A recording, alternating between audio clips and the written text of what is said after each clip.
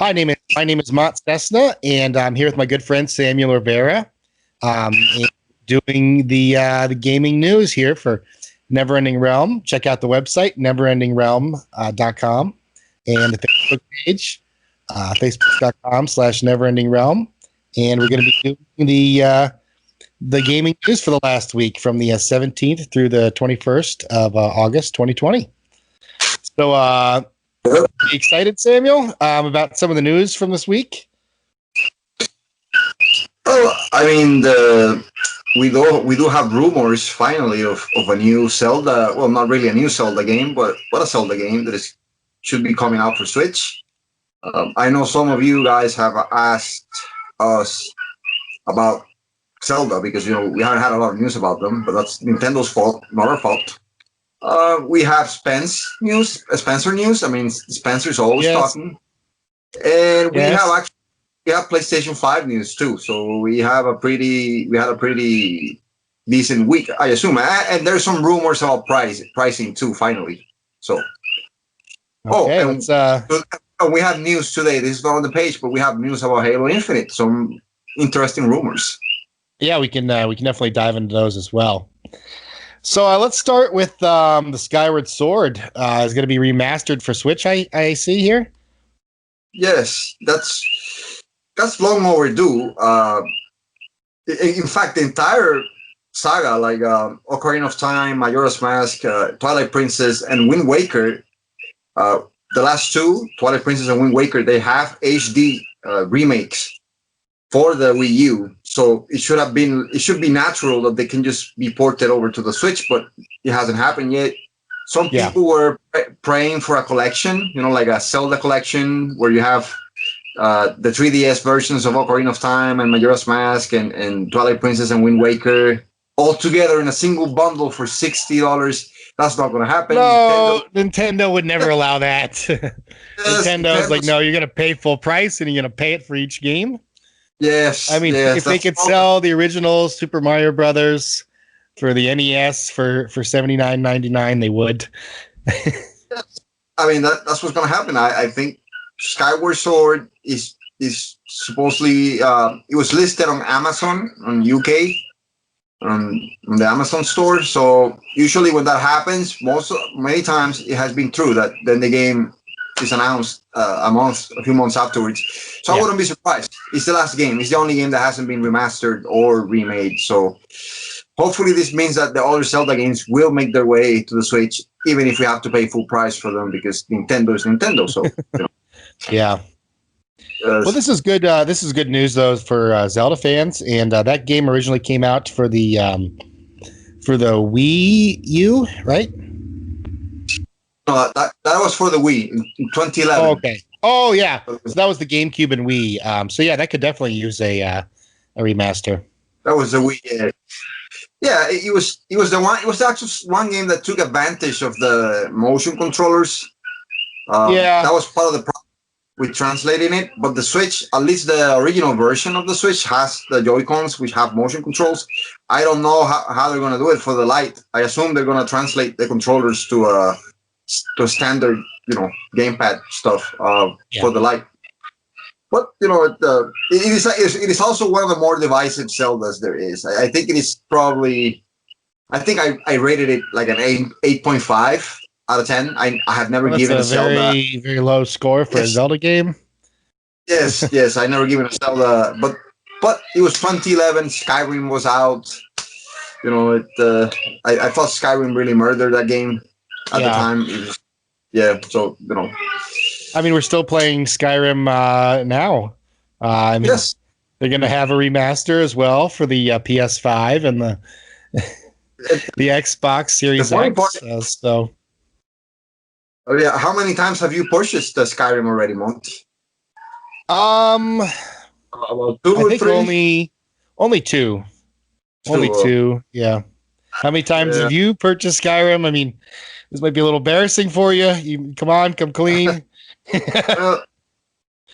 I'm on my third purchase, but I was about to get it. I was about to get it for the fourth time last week when the Xbox sale went out, and my internet didn't work, and there was only like 5 hours left for the sale. My internet did not work, so I couldn't purchase it. So yeah. Oh. Well, maybe it'll be best just to save for when the next game comes out sometime in 2030. I don't know what's going on over there, Bethesda. I mean, it's crazy. Yeah. It's been a decade. Yeah. Yeah, I mean, I've heard that. I kind of do want to try out. I've seen people play. A friend of mine plays that Elder Scrolls Online, but I've never really been able to get into it. But they do have a Morrowind one now.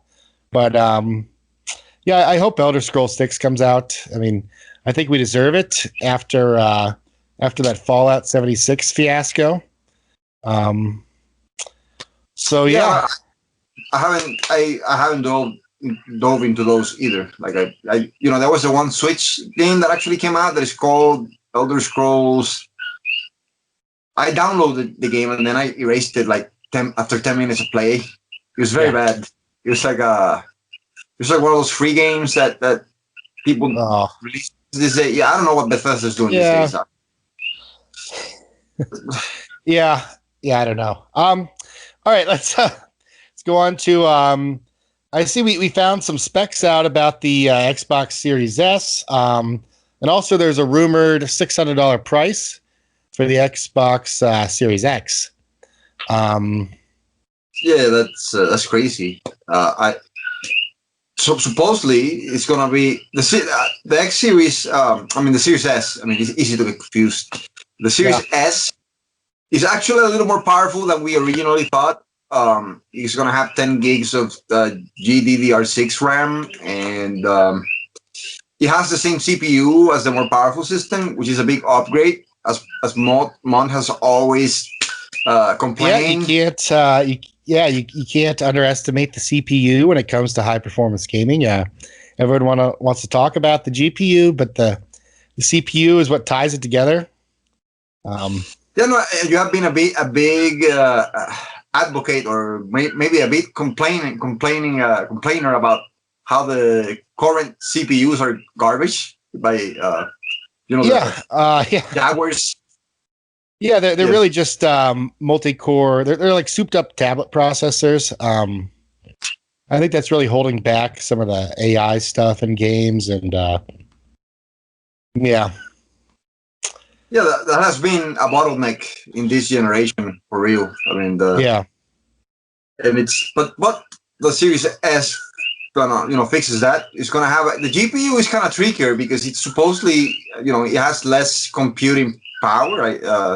4 teraflops in comparison to the Xbox One X, but I guess it is a newer architecture, so it might be more efficient, whatever. But I don't think we're getting ray tracing on it though. Yes, that seems a little iffy, but I guess we're gonna get 1440p or 1080p, and we're gonna get.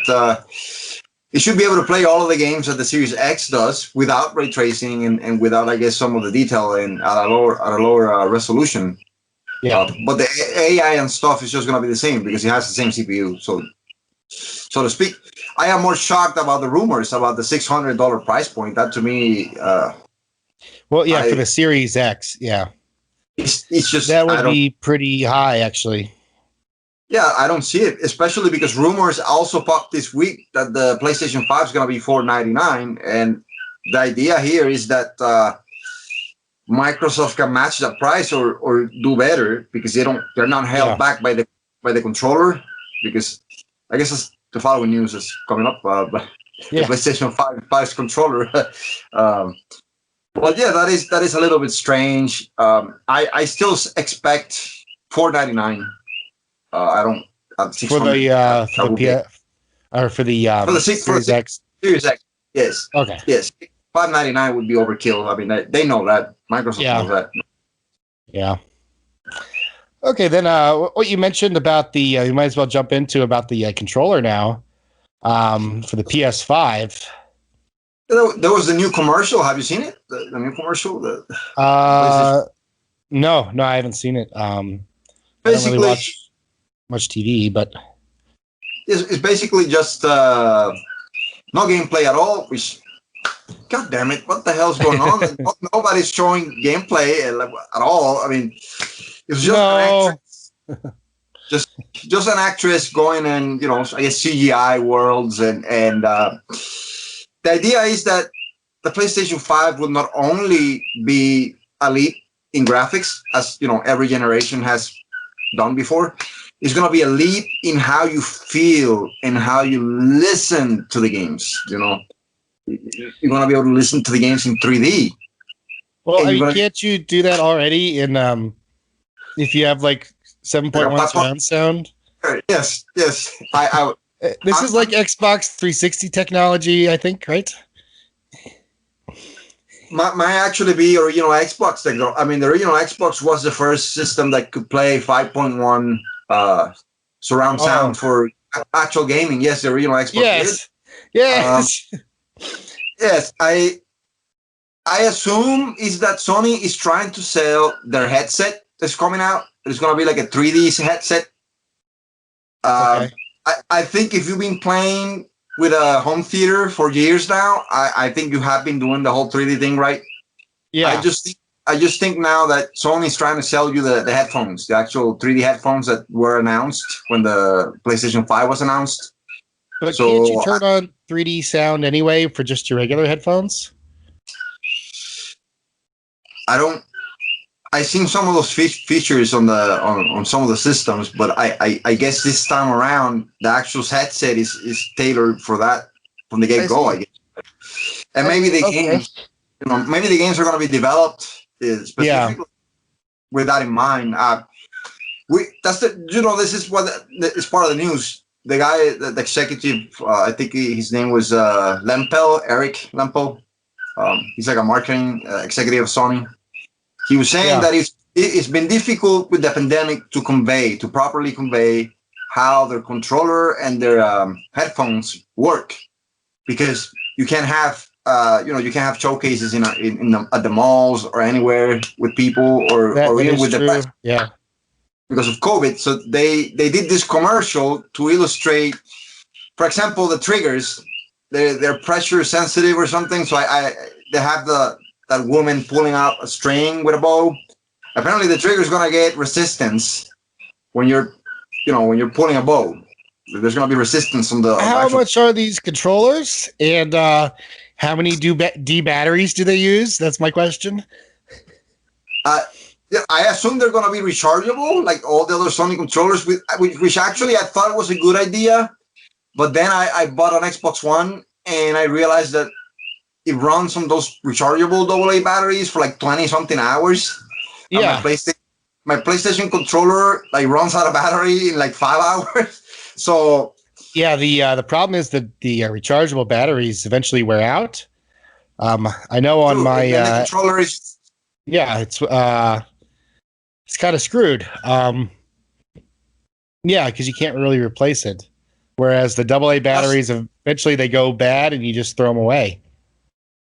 And it still takes years for them to go bad. Like I remember for the 360, I had like a pair that lasted me like 6 years. But my first PS4 controller died because of that. It just stopped charging and it's dead. Yeah. It doesn't charge anymore. Yeah, I had a PS3 controller that did the same thing. Yes, that's just. I think they should. I understand why they do it, but I think they should move away from that. But this controller is going to have like pressure sensitive triggers. It's going to have haptic feedback.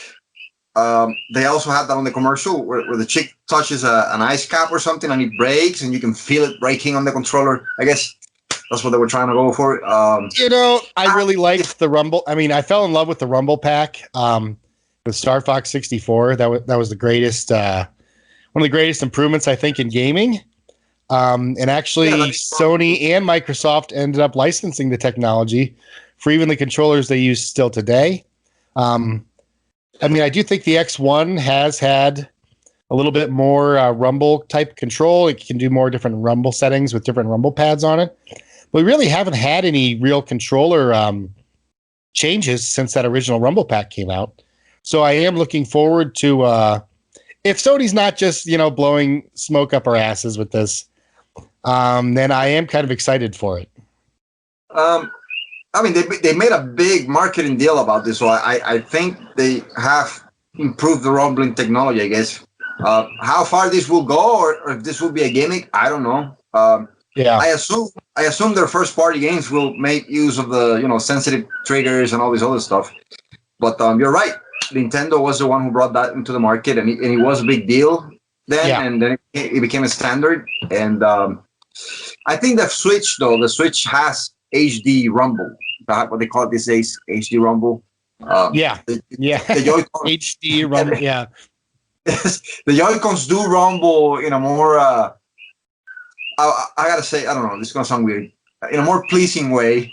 They're all, in a more Okay then. No, than the other controllers that I've had. Yeah. And the PS4 and the Xbox. I guess the Xbox One feels a little bit better than the PS4 controller, maybe because it's just sturdier, and I like the triggers more. But let's see what Sony does, and I'm with you. How expensive is this going to be? How will this drive up the price for the unit? It's really going to kill the third-party controller market too. Yes. Yeah. But honestly, I haven't bought a third-party controller since the PS2 days, probably. Yeah, I got one for my Xbox One, and it was just crap. And it broke actually within 6 months after the warranty expired.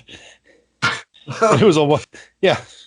You get it a GameStop or something, or they had them at Walmart actually. I got it because it would work with the PC as well because it was plugged. You had to plug it in, but that is true. I see them at Walmart. They have that weird brand. Yeah, don't get it. Just stick with Microsoft or Sony licensed peripherals, I think, because they are superior in quality unless you go with some really expensive equipment. Yes. No, it's you get what you pay for. Yeah. I'm with you there. Yes. It's just so bad. But that's all Sony really gave. Oh, yes. And Sony also said that they're going to have the strongest launch lineup ever. Yeah, but I mean, at this time, with the PS3 launch, we were already had games we could play at GameStop. At least the demos, you know what I mean? That and I don't know if you remember that far, but Sony has never actually had, even though they have pretty much succeeded every time except on the PS3 generation, they never actually had a good launch. Like every single launch has been full of crappy games, like even their first party stuff. The PS1 was kind of pedestrian when it first came out. Like it didn't have any games. The good games came later on. The PS2, I remember that was like historically bad. Like in the year 2000, most people held their monies and their wallets because they didn't want to spend money on the Dreamcast because Sega has such a bad reputation. But the fact of the matter is that it wasn't until mid 2001 or until holiday season 2001 that the PlayStation 2 actually got the good games. Like it took a year for them to get really good games. The Dreamcast had a lot of more games for at the beginning of it. Will the PS5 be able to play PS4 games? They claim that it's going to be backwards compatible. I don't know how far that. Yes, I don't know. Okay. I don't think they're going to be as good as Microsoft. What they're doing. Remember, Microsoft has been doing this for like a decade now. Their backwards compatibility system, so it's been perfected. You can even get improvements in games that for free, like Panzer Dragoon Orta runs at 60 frames per second and 4K for free. Like that would be Sony and Nintendo would actually charge you like almost full price for something like that. That would qualify as a remaster for them. That's a remaster, but Microsoft does it for free. So, I mean, there are different approaches, but I think they are going to be backwards compatible, at least with the PlayStation 4. I'm not sure how far back they'll go with this. But I just wanted to make a point. PlayStation 3 also had a terrible launch. Resistance was really an average game. Yeah. I was really disappointed with that, especially the multiplayer, especially for how much they hyped it up. You thought it was going to be like a Halo killer. That's what they hyped it up as. God of War didn't disappoint, but that other similar type game, do you know what I'm talking about? Was supposed to be pretty bad. You could play it at the. But it was a launch though, so Yeah. So that I agree that there is. I remember that one because I remember the magazine spreads. They had that against Gears of War, and Gears of War completely murdered Resistance. Yeah. That whole Yeah. is. But so I'm not shocked. I'm not shocked that the PlayStation 5 is going to have the greatest lineup ever for PlayStation for PlayStation consoles because they never actually had a great lineup. So it's kind of a low bar to hit. You're saying? Yes. When you have a low standard, I mean, it's not that difficult to outdo yourself. Yeah. That's what it is. It's true. That's very true. I mean, I hope people don't handle this. Yeah. Well, I think that brings us up to the next thing, which is these rumors from 343. You've been sharing them with me all week. I've been reading, and I've just been crying quietly in my room with the air conditioner on. You know, this is the kind of stuff that might actually get Phil Spencer fired. That's the only kind of stuff I think. You heard it here first on this channel, guys. Phil Spencer is trying to get a job at Nintendo because he knows he's about to be riding the pine pony. I mean, if he's the one who's in charge of supervising this stuff, yeah, at least the leak that came out is supposed to come out from an employee, from a former employee or somebody who worked for Halo Infinite, and it is said that it is, everybody outsources people. Like even Naughty Dog for The Last of Us, they had to actually because crunch time was so tough on its employees. Some people ended up getting sick and or leaving. So they actually had to hire Hollywood animators for the animation. Yeah. So everybody does this, but apparently 343 is going overboard. Like this is unusual for a Halo game to go and hire. They have actually, according to the rumor, more people, third-party people working on the game than 343 has people working on the game. I see. That must be really hard too. Everyone working remote now. That is true. But it's a big cluster. Yeah, we're not going to use that word on this channel, but yeah, we get what you're saying. Yes. I don't want. Have you ever recalled something like this happening on any first-party game? That this important and this late. No, it just it does sound like it sounds like a cluster bleep over there. They don't seem to be able to get their stuff together. I mean, I do like the way. I don't think that the demo looked that bad, to be honest. If you look at it, even on 4K on YouTube, there's still a little bit of compression. And obviously, they're perfecting the lighting and stuff like that. But just it sounds like, I mean, that was just a tiny little snippet of the game, like 3 minutes of it.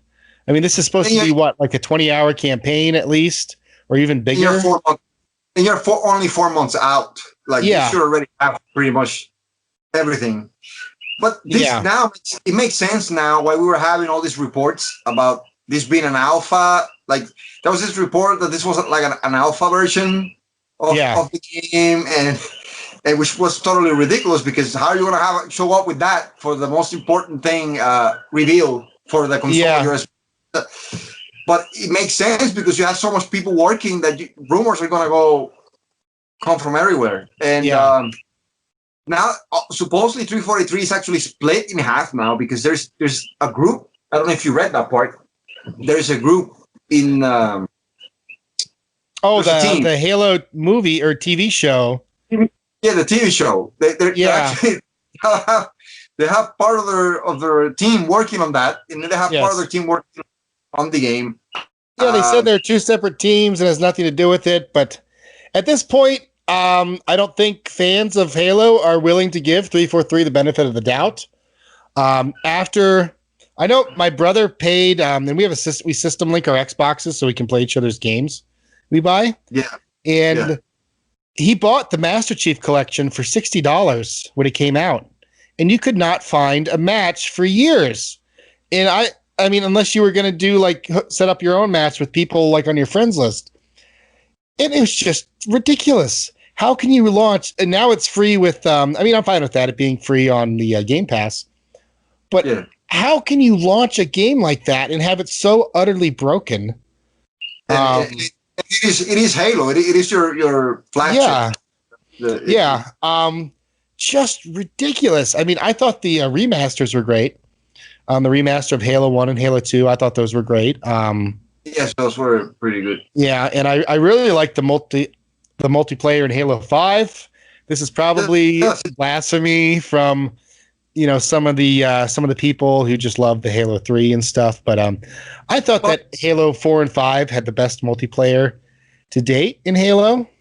But you're not alone. You're not alone in that sentiment. I read some comments on boards, and a lot of people agree that Halo 5 has the best multiplayer in the series. So yeah, it's just so fast paced, 60 frames a second. Everything's pretty balanced. I really like it. And it's still Halo, but yeah, it's just hard to give 343 the benefit of the doubt at this point, and they just seem to just keep screwing up. It's like almost like they were caught with their pants down, sort of. Yeah. It's like this game. You showed that awesome trailer last year, like in December in 2019. You showed that trailer. Oh yeah. Yes, and it looks so freaking awesome, and you had the sheet. You think, this is the next gen experience. This is the power of the Xbox Series X. And then Craig the Brute, who's now become a meme. I actually saw a meme the other day. It said, I'll put it on the screen here, but it said the gist of it was, how dare you talk bad about Halo 6? Craig died for our sins. Oh God. He seems to become like both a symbol of 343 shame and a martyr. Both for different groups. Look,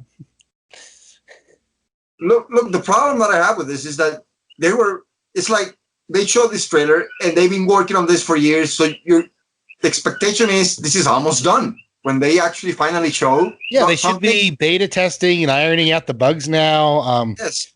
Doing final tweaks on the lighting and sound effects, not still having problems with polygons and character models. And so the question that I have for you, Mont, is: do you think Spencer and Microsoft knew about this, or do you think they were caught with their pants down themselves when they actually saw the presentation and the Fallout and the fan reaction? I mean, few first-person shooter fans are as rabid as Halo ones. Yes, it is to me. It is to me the greatest. Yeah. Oh, you'll think you'll say Doom, but I do like Doom for the single player, for the campaign. Yeah, for the multiplayer, Halo is definitely superior. But it's just I don't know. Microsoft just did not catch a break this console cycle. I'm thinking they did not know, because why would they keep promoting this is 2021 launch, 2021 launch, and then suddenly, okay, we're going to have to delay. It's like they went to 343 because of the pandemic, they couldn't keep up. And then after the reveal, they sent somebody over there and they saw the half the desks are empty. And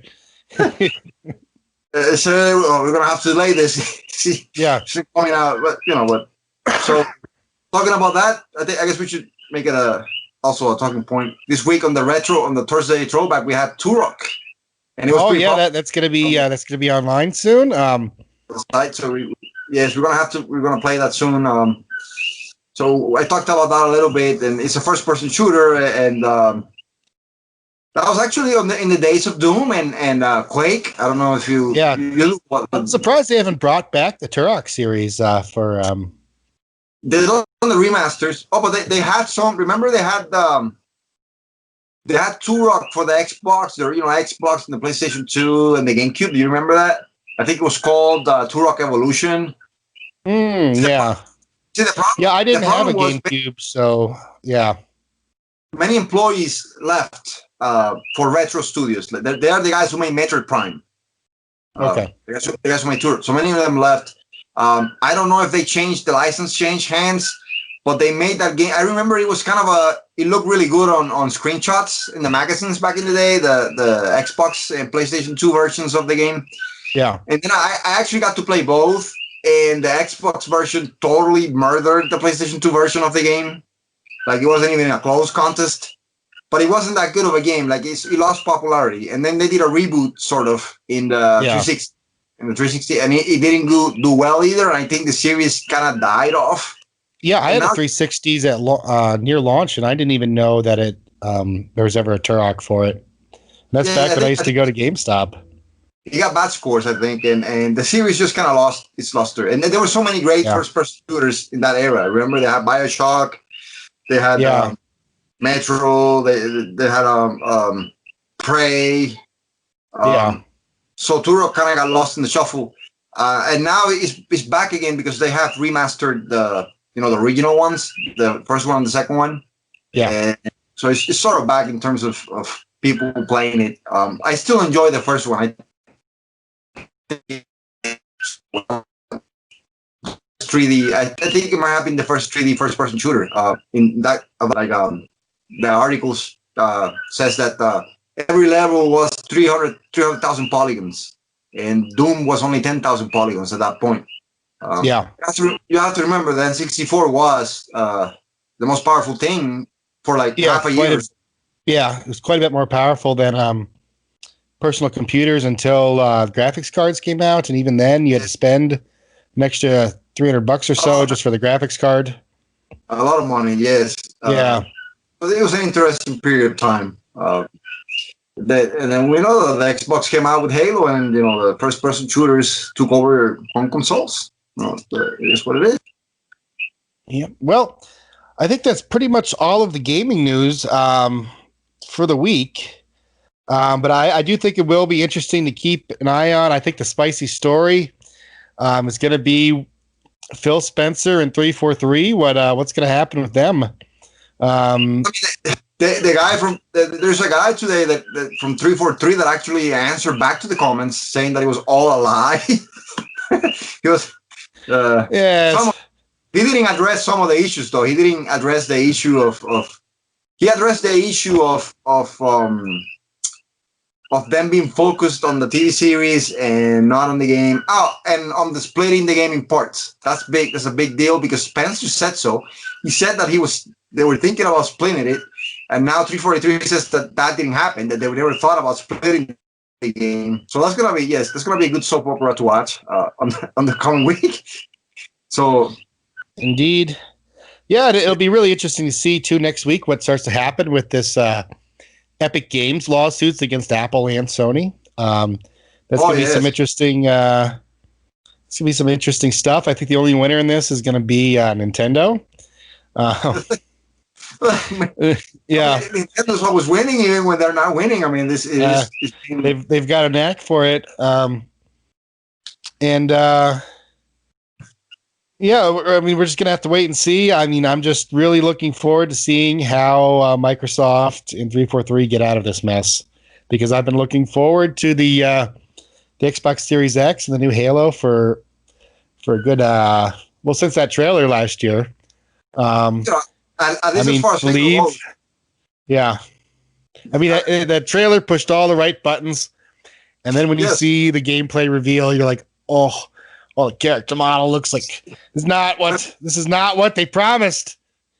Even a week before the reveal, they showed that kind of a teaser with the grunt. I mean with the evil bad guy talking. Yeah, you remember that they showed they didn't show anything. They just showed like a clip of the guy talking. Yeah, but he got pumped up because they say, "Oh, this is gonna be so great. The campaign's gonna be so great." Yeah, because they were tying into maybe the story will be good. They seem to be drawing on the stuff from the Halo Wars 1 and 2, which incidentally, because my brother has the Game Pass Ultimate, I have those now. So I've been started playing it a little bit. It's basically like StarCraft. So far, but some of that story and lore. Pardon? It's a strategy game, sort of. Yeah, real time strategy. But some of that lore is supposed to be in the next, the Halo Infinite. So it could be good. Supposedly, well, actually, I guess not supposedly. Guilty Spark from Halo 1 and Halo 3 is alive and well. He survived. He survived after he killed Sergeant Johnson. Rest in peace. Oh. Yeah, the little bastard is still alive somehow. And he has a body, and he's apparently badass. He's like Warden Eternal size now. Will he join Cortana or something? I don't know. I'm hoping Sergeant Johnson has to make a return. That's the only thing that's going to save this game, I think. I don't know, Mont. I think we're stuck with that annoying bearded guy from from the Pelican. Oh, okay. He is a little bit annoying. Does seem a little whiny. I mean, if you go on a spaceship, I think you kind of have to be like prepared to die. You know what I mean? But we'll see. We'll see. Hopefully, my biggest fear is, remember in Resident Evil 4, where what's her name? What's Ashley? Who's the girl you have to escort? Yeah. Is it the president's daughter? Yes. Except this guy is not the president's daughter, and you're not Leon. You're Master Chief. You're not supposed to be helping you hide. This guy's gonna be hiding in like the trash from the grunts or something. I do hope there are no escort missions here. I just hope that he just stays hidden in the Pelican, and the suite and the shift just kicks your butt. That's all I'm hoping for. All right. Well, I think that's pretty much all the news for this week, but I'm sure we're gonna have plenty more to talk about next week, Sam. So I'll let you go. We're gonna have Star Wars. The Star Wars of Chalice of the Empire. We're gonna have it soon. The Let's Play this week. Yes. Gonna be up. Make sure you visit neverendingrealm.com. Also visit the Facebook, facebook.com/neverendingrealm, and then also check out the YouTube. Subscribe to YouTube. Yes. Like and subscribe to everything. It's yes. Sergeant Johnson would want you to. If we get 100 likes on this video, Sergeant Johnson will be in Halo 6. No, it won't. But I mean, maybe the Spencer watches us. I don't know. Spencer's is everywhere. He's everywhere. He's writing his resume, and he's like, "Oh, these bastards." All right, I'll let you go, Sam. Yep. Thanks for watching, everyone. Bye. All right. Bye.